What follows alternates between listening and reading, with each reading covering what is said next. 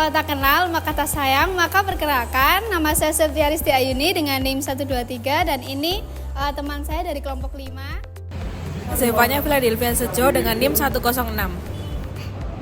Saya Rul Alpiani dengan NIM 137. Nama saya Robertus Aprilio Inggi Putra, NIM 142. Halo, perkenalkan nama saya Ramadan Erwan dengan NIM 136. Dan saya Muhammad Rafiq Haridan dengan NIM 127. Jadi kalian tahu nggak sih tes bakat dan minat itu apa?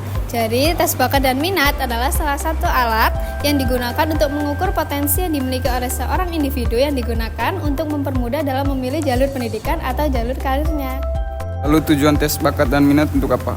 Jadi tujuan tes bakat minat itu membantu individu dalam memahami potensi dan kecenderungan mereka. Membantu individu dalam memilih jalur pendidikan atau karir yang tepat. Meningkatkan peluang keberhasilan individu dalam pendidikan atau karir. Membantu individu dalam membangun bakat dan minat mereka. Ada juga nih jenis-jenis tes bakat dan minat. Yang pertama, tes bakat. Mengukur potensi individu dalam setiap bidang tertentu seperti kecerdasan, bakat khusus, keterampilan relevan yang sesuai dengan pekerjaan. Kemudian, tes minat, yaitu kecenderungan individu dalam suatu bidang atau aktivitas tertentu. Nih, kita kasih contoh tes bakat dan minat. Tes IQ merupakan kecerdasan intelektual individu.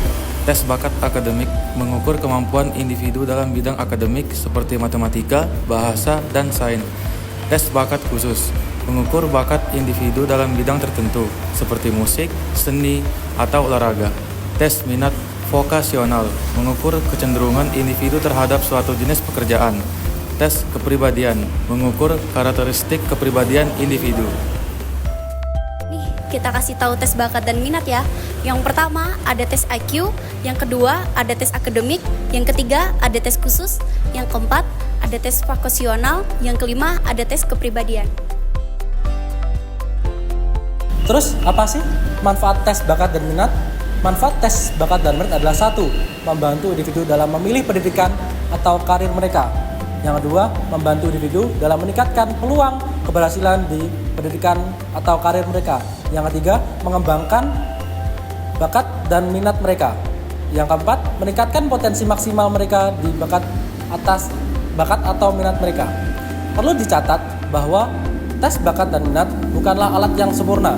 Jadi, teman-teman semua, ayo kita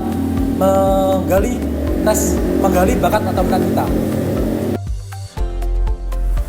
Selanjutnya beberapa tips untuk menggunakan tes bakat dan minat secara efektif. Pilihlah tes yang sesuai dengan kebutuhan dan tujuan Anda. Pastikan tes yang Anda gunakan valid dan reliable. Selanjutnya, lakukan tes di tempat yang tenang dan bebas dari gangguan. Ikuti instruksi dengan cermat, bersikaplah jujur dan terbuka saat menjawab pertanyaan. Diskusikan hasil tes dengan psikolog atau konselor yang qualified.